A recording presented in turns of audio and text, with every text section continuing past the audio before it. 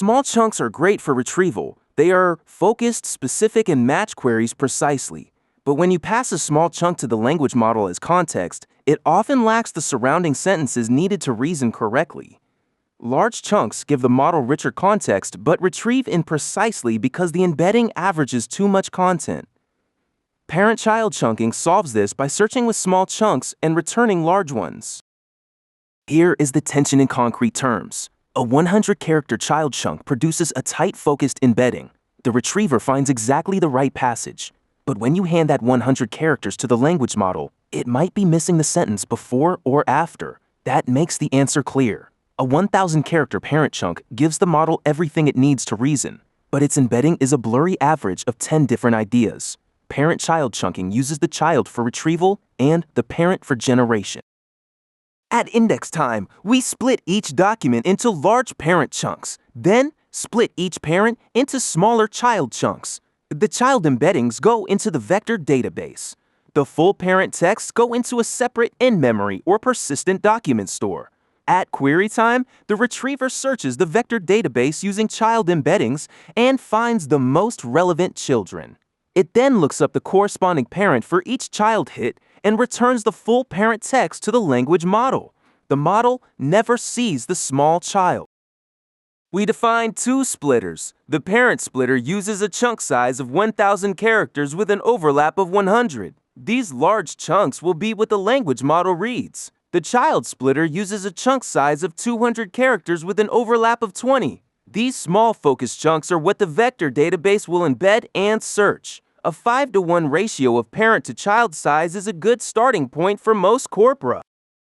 We create a chroma collection called child chunks. This is where the small child embeddings will be stored. We also create an in-memory store, which is where LangChain will keep the full parent text. The vector store handles the semantic search part. The document store handles the parent lookup part. LangChain's ParentDocumentRetriever wires these two together automatically. We pass both stores and both splitters to the ParentDocumentRetriever and call add documents. LangChain handles the entire indexing process automatically. It splits each page into parent chunks, stores them in the doc store with unique IDs, splits each parent into children, tags each child with its parent ID, and stores the child embeddings in chroma. One method call does all of that. Printing the chroma collection count shows us how many child chunks were indexed.